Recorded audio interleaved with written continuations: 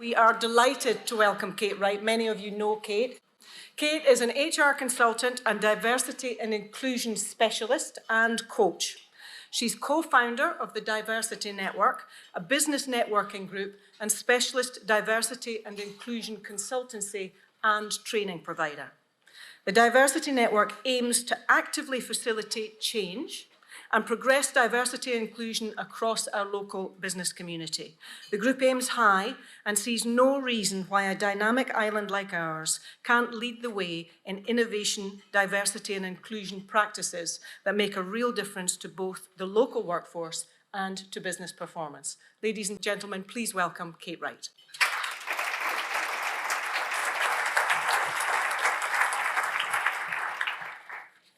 Thank you very much, Jennifer. Thank you, Chamber, for having me. This is exciting. I honestly haven't seen so many people in a room for a good couple of years. So this is brilliant. And thank you for the introduction, Jennifer. It saves me having to talk about myself. I only have 25 minutes, half an hour. I've got lots that I want to say, so I'm going to get stuck in. And I'm going to start by talking about bias. I promised that I'd bust some myths today. I think there's two main objectives for my talk. To cut through the confusion around D&I.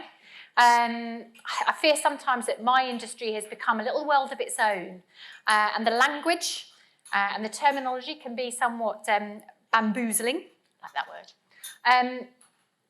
And I want to provide some practical insights. I want you to go away with some practical insights in terms of what really, really works.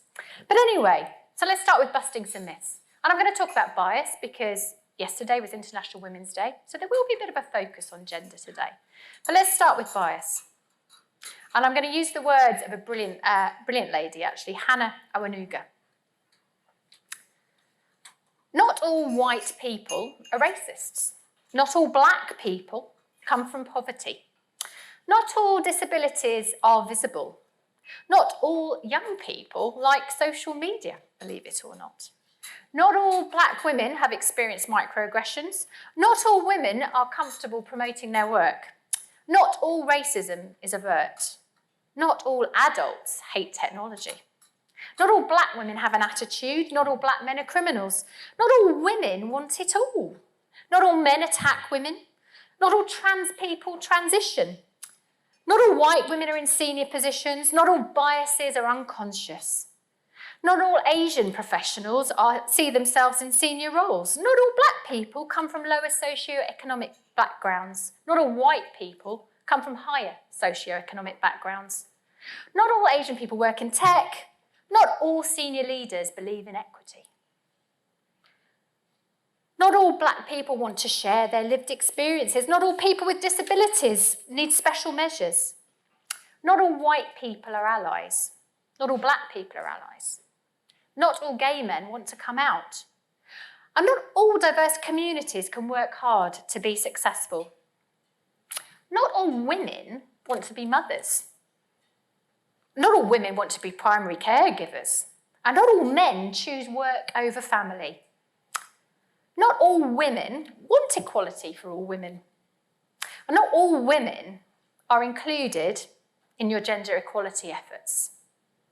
So, if we want to break the bias, we've got to start with ourselves, haven't we? We all have bias. It's easy to look at others, point fingers, but we all have bias. So breaking the bias starts with me, with you, with all of us. We've got to challenge our own bias. We've got to listen and be open to learning from others. We've got to be unafraid of talking about some difficult issues. We've got to be open to learning about diverse perspectives and experiences and the challenges of others. So although International Women's Day is about celebrating and acknowledging and championing gender equality, we can't affect real change for women without acknowledging that biases come in all sizes, shapes and forms. So immediately some myths busted there, I hope. So if we all want a fairer society for women and others, and all women, we've all got to be involved in this change. So we're going to talk a bit about that today. I'm going to start with an old and very familiar story. A group of STEM professors assessed identical CVs. Some of you will have heard this story. Half are told that the applicant is called Jennifer, Thanks for the reference. while the other half are told the job seeker is called John, and I'm sure we've got a few of those in the audience too. Overall, Jennifer is perceived as less competent, is offered a lower salary, and is deemed to be more likely to mishandle a nerve agent and cause the death of thousands.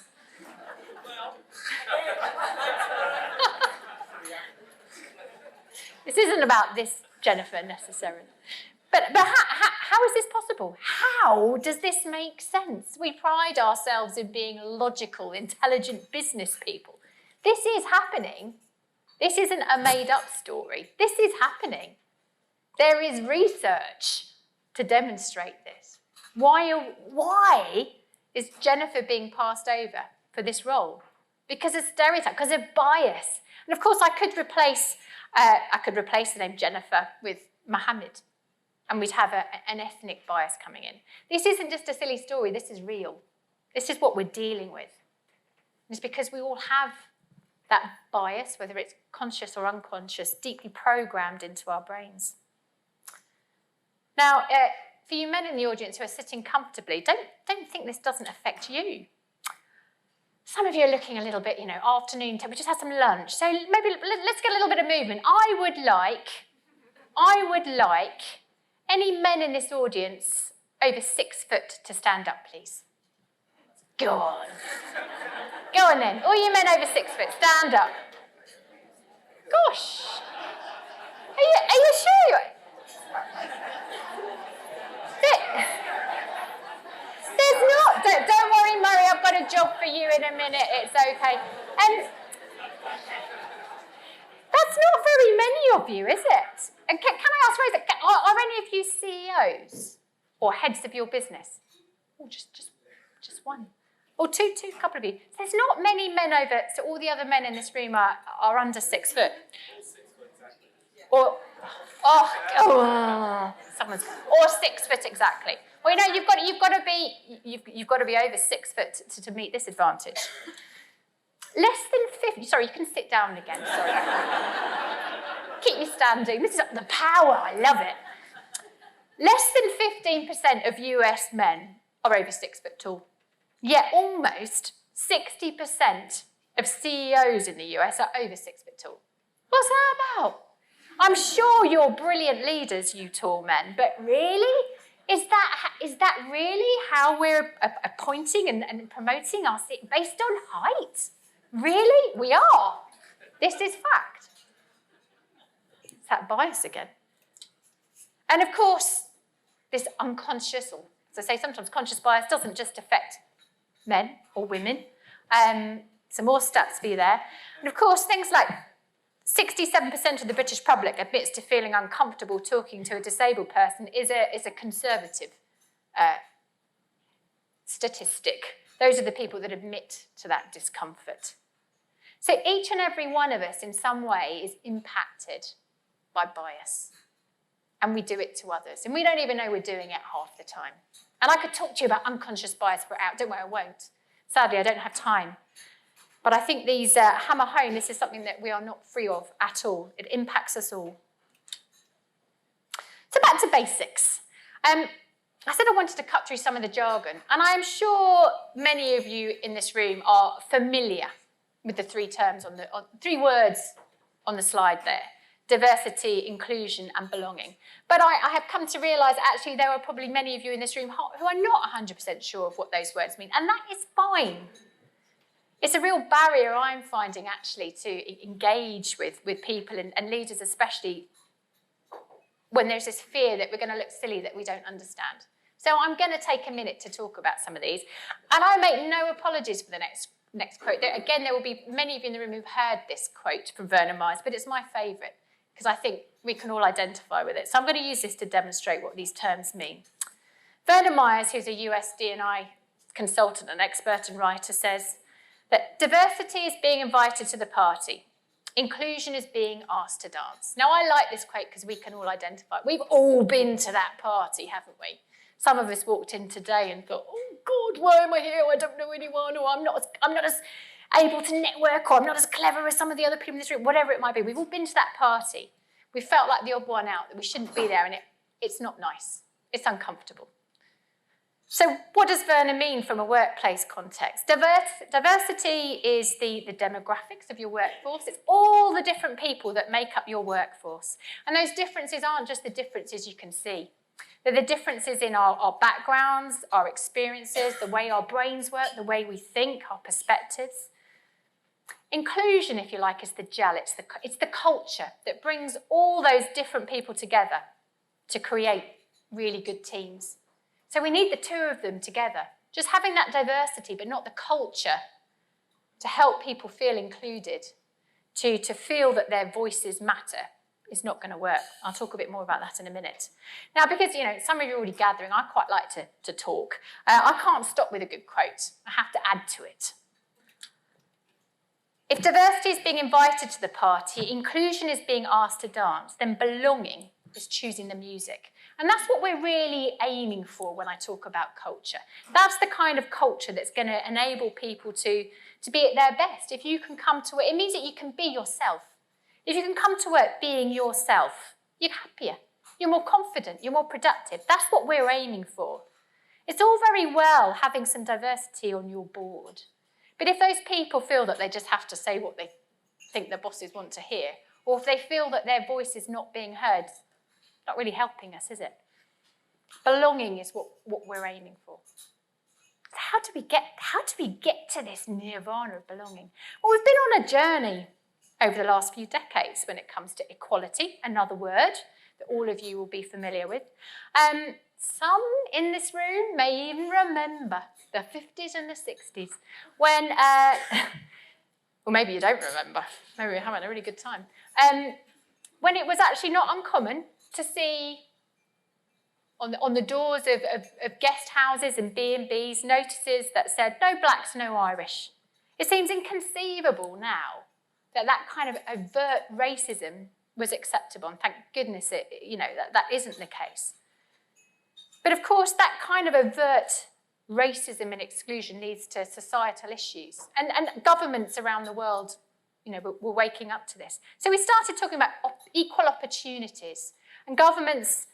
Jersey was somewhat later, but the UK, for example, started to bring in the 70s some legislation to try and create a more equal playing field.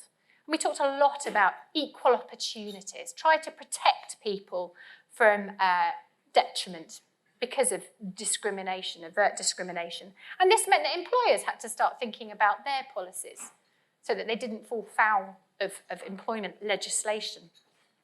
Now, when I started my career at Ernst & Young in London back in the late 90s, we talked a lot, I was in HR, we talked a lot about equal opportunities, and we had some quite progressive policies to support that.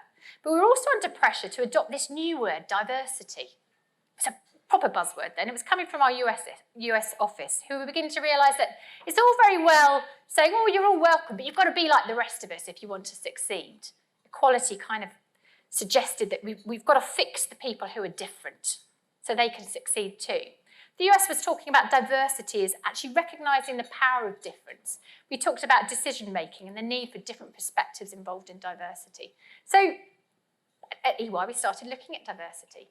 And actually, we were really successful because it meant that we were going out and speaking to a diverse pool of candidates, and we were bringing in much more diversity to our talent pool at the lower ends of the organisation. So when I became, I was EY's first diversity manager, not really knowing what the word meant, if I was honest, learnt very quickly. We had roughly 50-50 men and women in the trainee group, but we were not seeing that follow through to management and beyond. I think at the time we had 25-30% women in management positions. So we weren't keeping this diversity because we didn't have the culture to support that diversity. So that's when we started talking about inclusion. Great, fantastic. Again, we had some brilliant policies. We had and ways of tackling this. We had leadership programs for women. We had Jennifer, I'm getting your name into everything now. We had generous benefits for maternity leave and maternity pay. It felt really exciting. It felt really progressive. So I was somewhat taken aback when a few years later, and just a few years ago, the hashtag #MeToo campaign burst onto the scene. The Harvey Weinstein debacle, you may remember, gender pay gap reporting in the UK. And to be honest, I was depressed because what it was telling me, there was not much had changed. I looked at the number of women moving through to partnership in accountancy firms and professional services firms, and the numbers really hadn't increased that significantly. So for people like me who've been working in this industry for 20 years, we had to start asking some really, why is this not working? What's going wrong? And I think the answer lies in the next buzzword that I want to explain to you, and that is equity. Now, Murray, I told you not to get too comfortable. Poor Zara. And Zara said, do you need anything for your talk? I said, no, apart from 3 volunteers of different heights. So she's kindly strong-armed her colleagues from the chamber to help me out here. You know who you are. Thank you, Zara, Murray, and Jennifer. They're going to help me demonstrate what I mean by equity. So would you like to come to the front, please? Where's Zara? Oh, here she is. Right, come on, Murray. He's not looking happy about this, is he? Sorry. So we have 3 people of differing heights. And you're going to start to think I'm being heightist, having made all the tall men. I'm not. Right, and over there on top of the speaker, I have a really special prize. It's the best prize I can offer you. Now, all you need to do to get this prize, and you are not going to want to miss out on this prize, it's brilliant, is reach up and grab it. So,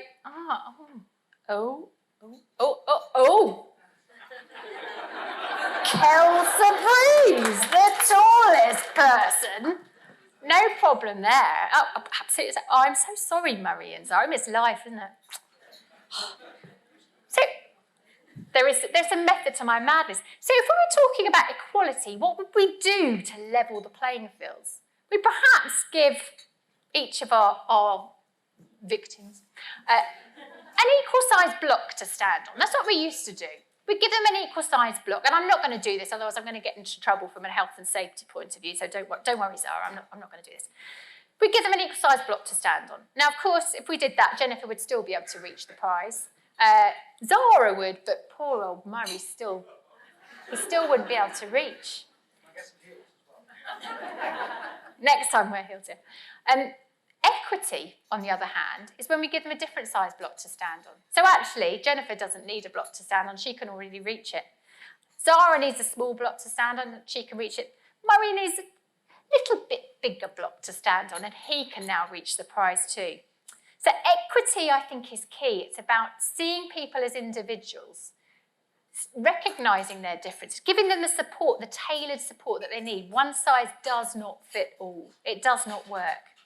But it's crazy that only one person can reach the prize. We want all of them to, because we know they're all brilliant.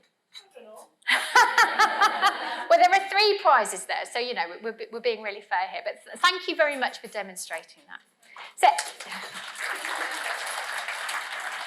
equity is a bit of fun, but there's a serious. Equity is key. We cannot afford to take a one-size-fits-all approach. We need to take some positive action. Okay, bit of local context. Gender equality, how far have we come? I mean, I've already talked about how far we've come from the 60s, and undoubtedly we're making progress. But where are we at? So a couple of years ago, just before COVID, 2019, the Diversity Network conducted some research. We wanted to see what data was out there that would give us an idea of what inclusion looks and feels like for people in Jersey. It probably won't surprise you very much that there really wasn't much data out there. Not much data at all, which is an issue in itself. It caused us to wonder how on earth we're designing policy and strategy around inclusion when there really isn't much data to inform that. But that's another lecture for another day. The data we did have, I'm afraid, didn't paint a very pretty picture. What we got from it is that if you're a woman in Jersey, especially if you're from a lower socioeconomic background, it's not an inclusive place to work. especially if you have childcare responsibilities. And one of the more startling statistics that we found was that actually for women, for people actively seeking work, caring responsibilities, and of course that's not just children, that's elderly parents, that's relatives with a disability, for example. Caring responsibilities were almost as much of a barrier to work as having a criminal record. I mean, that's shocking, isn't it? Think of all that talent we're missing out on. Professional occupations, that's many of you in this room, are made up roughly of equal numbers of men and women in Jersey. However, if you are a woman, it is still a fact, which certainly was in 2019, that you're half as likely to be in a managerial role. So yeah, we're making progress, but we've got a long, long way to go. As I say, all that talent we're missing out on. So why is this? Well, actually, one of the sources of really brilliant data in the Channel Islands is PwC's Women in Work Index. It's one of the few reports that we have with Channel Islands specific data. Really recommend having a read. I'm looking forward to the next report coming out. But it makes clear that the gender pay gap, we're not talking about equal pay here, we're talking about the seniority gap, if you like. The gender pay gap is a major issue. And actually, in Jersey and Guernsey, our pay gap is relatively high compared to the most of the 35 OECD countries included in the index. And in fact, we're right down at the bottom. I think there are only 3 countries below us. It's quite shocking. It doesn't have to be that way. Look at Luxembourg. They've almost eliminated their pay gap. There isn't an issue when it comes to women moving through to senior positions. And Luxembourg's quite an interesting comparison, isn't it? We like to compare ourselves to the UK and other parts of the world, but Luxembourg is quite an interesting one because there are a lot of synergies in terms of relative size of major industries. So, you know, we can't say this is too difficult. Other countries are succeeding. And why is this? Because, well, women still are in the majority of care roles. We still take on the majority of domestic responsibilities. There are far more women in part-time roles than men. More likely to be in lower paid sectors, such as the care sector, and fewer women in higher paid sectors, such as tech. So we continue hugely underrepresented in management and leadership roles, senior management and leadership roles. Are we improving? That's what we want to know. No, we're not, based on PwC's last report. We've actually fallen a number of places down the index. It's a bit worrying, isn't it? And if you look at the data behind it, it's not because we're doing less than we were than the previous PwC report. We're just not doing as much as other jurisdictions who've really, Luxembourg, they've really woken up and smelt the coffee. The more women you have contributing to the economy, the more taxes people are paying. Rocket science. There's a really good reason for doing this. Why does it matter, as I say? If we were able in the Channel Islands to increase female participation in the workforce to match Sweden's, it would give us a 5% boost to our GDP. It's millions. And there is much more data, so much data out there now to demonstrate the value to the bottom line.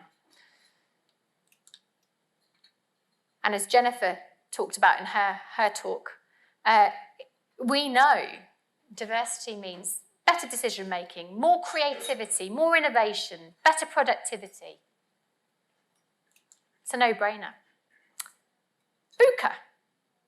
Now, I get really excited about D&I, not just because I don't like injustice, but because with my HR hat on, I see it as such an exciting opportunity to do things differently, for innovation in the way that we manage our people and our businesses. Some of you may be familiar with this term VUCA. It's a military term from the US. It was particularly used in Afghanistan to describe the hostile environment that soldiers were going into. It was volatile, uncertain, complex, ambiguous. This term has been adopted by the business community for quite some time. I used to find it a bit cheesy, but to be honest, it feels more relevant than ever. The one certainty we have is that the context in which we're working will remain VUCA. We're not going back to a period of certainty and predictability. Forget Brexit, COVID, potential World War III. Technology, diverse markets, diverse client base. We are not going back to stability.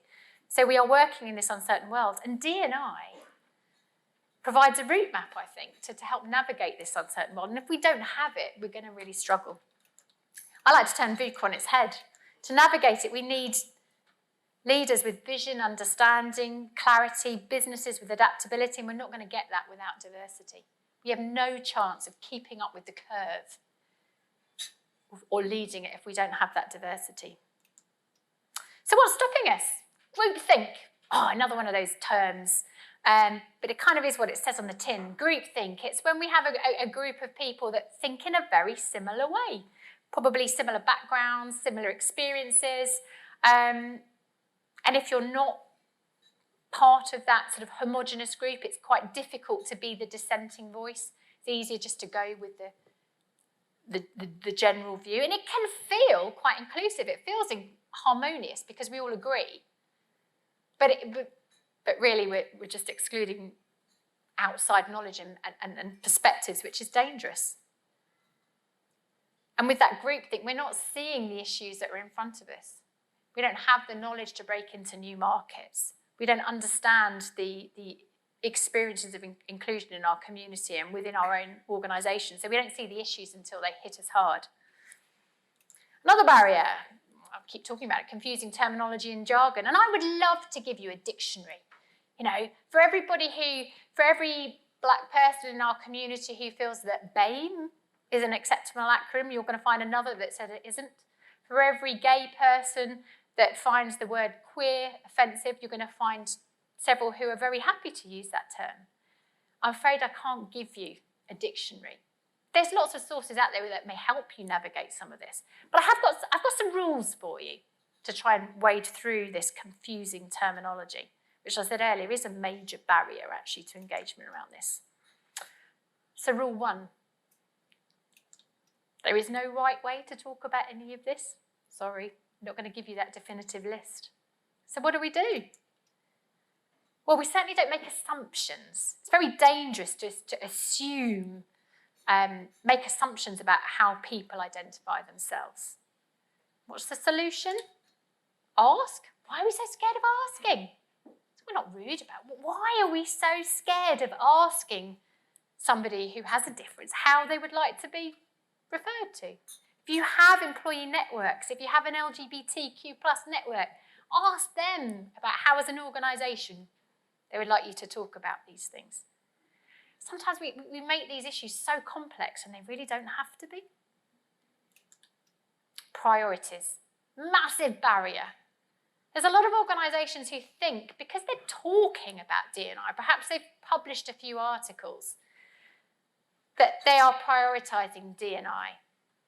But until it is in your board meetings as a priority, until you have KPIs and meaningful metrics and your leaders are fully engaged and treating it as they would any other strategic imperative, it's not a priority. If you need to start, it's okay. If you're not having that conversation yet, it's fine. It's never too late to start. And if you want to start this strategic conversation, 2 seemingly simple but quite complex questions to start addressing in your leadership teams. Let's start with, and Simon Sinek fans, I always start with why. Why does your organisation need D&I? It's different to all of your competitors. What is it? What's the imperative for your organisation? What does it look like? What does it feel like for your organisation? Where should your priorities be? What does it look like for your potential customers and clients? Start with the data. Don't go in blindly. You can't just adopt a policy. It's got to mean something to your business. And treat it as a growth opportunity. So this is a strategic imperative. This isn't a cost. This is an opportunity for growth. This is how you are going to remain relevant This is how you're going to have a sustainable business in our VUCA environment. And how do we know when you're still tinkering around the edges, when this isn't a core part of your business, it's not an imperative? Well, perhaps ask yourself some difficult questions about D&I. And these are just 3 examples of some contentious questions that I hear a lot currently. Are you as an organisation comfortable to talk about race? Here's a thing, you know. Are you? Why are you not comfortable talking about race? Why do some employees feel, particularly after COVID and talk of flexible working, feel we're discriminating against non-parents in our workplace? Is that a thing in your organisation? Do some of your employees feel, well, actually, it's not fair. I don't have kids. I don't get first dibs on when to take holiday. I'm the one that has to come in at the weekend.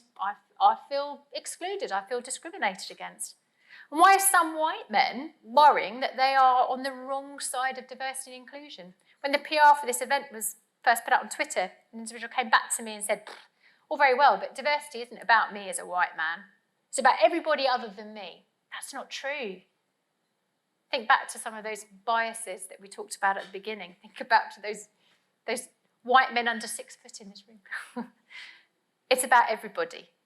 So, are you tinkering around the edges? Are these conversations that you have and can comfortably have in your leadership team? If not, hold that thought. So, I'm coming to the end, don't you worry. What really works? These are my thoughts, and these aren't based on management theory. These are based on my learning, my experience of different organisations that I've had the privilege to work with, and quite a lot of what we've been getting wrong too. As I said, be clear on your why. What does it mean? Why is it important for your organisation? In the same way you look at tech and creating a digital platform, you know that your business will not survive without it. What does this mean for your culture, the way that you do things? What's your why? Measure meaningfully. And this is really important. Quite a lot of businesses are measuring. They're doing engagement surveys and going, oh, look, 80% of people say that they're happy here. We've got an inclusive environment. Well, that's probably because 80% of them are male and from a certain environment or background. The number you want to be looking at are the 20% who don't feel happy and included. Don't just feel you've ticked the box. We need to get underneath what's really going on. So if we're measuring number of women and our gender pay gap, number of women in senior positions, don't think because you've employed a couple of female NEDs, non-executive directors, that you're getting there, that you're ticking the box. What we really need to be measuring is the number of women in strategically important roles. How many women on your board are in C-suite positions? CEO, COO, CFO. Got to challenge it. Got to be brave. Got to challenge the status quo. And again, it's getting under those myths again. Why is it that we feel as a CEO can't work flexibly or part-time? Why is it that we feel you have to be working every hour and you have to be working standard office hours to progress your career? Until men and women are able to work flexibly or part-time and progress, we're not going to change our 1950s mindset. We're not going to change culture. Remove the barriers. Let's not put the prize quite so high. Put it somewhere that's accessible to everybody. Remove the barrier completely. And really importantly, and this is so exciting, there are so many of you sitting in this room from different organisations, private, public sector, third sector. We can become quite insular and competitive, but we need to work together. We've got such an opportunity, share your data, share what works, share your good practice, share your gender. It's scary, I know, to be one of the first, but share your statistics. That way we enable change and we help each other, because we're all in this together. So thank you very much. One last thought, going back to those difficult why questions. If you're going to do anything after today, start to think about turning your whys into how. I'd love you to go back and think really deeply about not why, oh my gosh, it's difficult, we can't do it, but how will we start a conversation about race and ethnicity in our organisation? Or if you're already doing that in your organisation, in the wider community, how will we ensure that our culture includes people who are not parents in terms of flexibility? How will we ensure that men are included in the conversation and reassure them that our talent management and promotion process are inclusive of all? So take those questions back with you and ask how. Thank you very much. Ladies and gentlemen, Kate Wright. Stay where you are, Kate, just for a second. Just question, sorry. There might be time for a question or two from our wonderful audience. I'm looking around for the first hand to be raised. Oh, there. Thank you, Neil. I'm on my way down.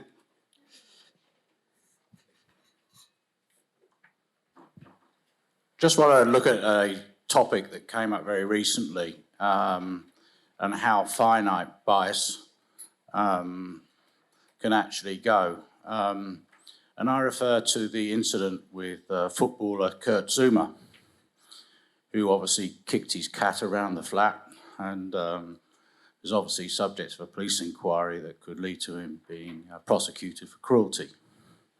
I think what I found extremely disappointing was the comments that came from Black Lives Matters and actually said or suggested, the suggestion today is that he was picked on because he was black and that he was trying to be made an example of. So there is there's a pendulum there, and sometimes perhaps it oversteps the other way too much, because whether Kurt Zouma is black, white or indifferent, he has got to abide by the law like everyone else.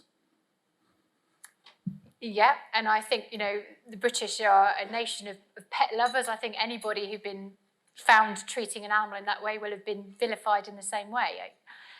I think we have to again ask why. Why are people questioning if there is bias there? It runs so much deeper. And sometimes we may get called out unfairly. It may be suggested that there is bias there that isn't. But I think we have to understand why. And it's complex and it's deep and it's, centuries of people who, black people being treated in a hugely discriminatory and biased way. So there are many levels of complexity to this. So we have to ask why. And rather than say, no, there isn't bias here, even if there isn't, we have to ask why. We have to understand. We have to have a conversation. We have to have an adult conversation, don't we? We have to talk about why. When the individual approached me on Twitter and said, well, but it's not about me, is it? It's all about, this bias against me, because I could have just gone, oh, well, I'm not engaging with you because I don't agree. But I didn't. And actually, do you know what? I learned, we engaged in a conversation and I learned something. I understood why he was feeling the way he was. And he'd had some bad, he was struggling. There's always, something deeper there. So I think rather than just sort of put the barriers up, I think we have to ask why, and we seek to understand where we may be getting that response. Any questions out there at all that anyone would have at this point? Oh, we've got a question down the front here. Jason, coming to you. Thank you for that. That was great. I don't know if you saw the rather wonderful gender pay gap bot yesterday crawling over Twitter. Leaving aside the hilarity of some of it and how quickly some of the organisations deleted their tweets, why is there this disconnect? So all of those organisations thought they were doing a good thing, and evidently the data and statistics says that they're not. Why is there a disconnect between what they're doing and what the output actually is? Are they all copying one another? I mean, why are we not simply just looking at Luxembourg and say, do that? That's a really good question. I mean, it's much more complex. I talked about synergies between Jersey and Luxembourg, and there will be some, but we're not going to suddenly increase our tax rate tomorrow. If we look at Scandinavia, we like to look at them as a bit of a nirvana for diversity and inclusion. They pay a lot more tax. So the childcare issue, for example, isn't there? It's complex. But back to your question yesterday, it was quite amusing at times, wasn't it? I felt a little bit sorry for some of these organisations because you can't fix your gender pay gap as much as I would like us to. I think we can fix it much more quickly than we are. I think there's, if we unpack some of those cultural issues and we're measuring and focusing on the right things, I think we can move things much more quickly. And I think we can't do it alone. I think we have to work with government and third sector and business together. But it takes a long time. And actually, you know, there are some organisations that are jumping on the bandwagon. It's a PR opportunity. And it just so happens that they've got a few women in senior positions. But if they were to leave, their gender pay gap would go back to being enormous again. It's not in their talent pipeline. But there are lots of organisations actually who are really working hard. And that's the important thing. You might have a terrible gender pay gap statistic right now, but as long as you can demonstrate meaningful action, then actually, you know, I think you should celebrate the women in your organisation. And I did feel a bit sorry for some organisations that got bashed for celebrating women who were actually doing quite a lot of good work. And our government of Jersey was one of them. They shared some quite glossy media yesterday about women in their organisation, and some people came back and said, but look at your pay, what are you actually doing? Well, actually, I know that they're doing a lot of work currently to put in place a really meaningful strategy, and there is stuff coming through. So I thought it was a little bit unfair for some, but yeah, you know, a lot of them were like, oh, this is clearly just a PR stunt, and then it's hollow, isn't it? And we don't want to see that. But you know, how do you attract diversity if you're not talking about your diversity? So it's a balance, isn't it? I think as long as there's meaningful action, then yes, celebrate your diversity. Kate, is there a fear? There's probably a fear in all levels and all stratas of business, and those at the top are not immune to that fear of getting it wrong, of doing the wrong thing. Yep. Where to start. Yep. Owning up to it. Yep. So it sounds almost obvious, but it's that first step. Yes. That we've got to start somewhere. Absolutely. And the fear factor, you know, I'm told it can be quite lonely at the top as well as at the bottom. So, you know, it's that first step. I mean, how do we get over that? Absolutely. And, you know, just sort of bringing in you can get people in to help you. But you're not alone at the top. You've got a whole organisation. Use the resources you've got. One of the most effective ways of changing your culture is to do it from within. It's to set up some diverse employee groups to talk about, help you identify what the sort of barriers to inclusion might be and what some of the solutions might be. Power of diversity. So you've got resources. It's not going to work if you've just got a small group of people at the top trying to do this alone. So perhaps go for the low-hanging fruit. Menopause. Everyone's talking about menopause at the moment, aren't they? And we, Diversity Network, have our 51 Employers campaign. And I've been bowled over by the response to this. Of all the sort of community projects we've worked on, this one has had the most amazing response. But it's quite an easy one to tackle, isn't it? Because so many of us understand menopause because we're going through it, or we're going to go through it, or we live with someone who does. But the beauty of this particular framework that we're offering, this pledge, is it's not difficult. And if you put this in place for people who are experiencing menopause, actually, you're opening doors and taking down barriers for many other people who are struggling with their mental health or illness or disability or whatever it might be. So there's some easy steps that you can take that start conversations that can lead to bigger change. Well, we're all pretty much out of time today, unless anyone's got a real burning issue they want to talk about right now. We're good. Ladies and gentlemen, will you help me in thanking Kate Wright?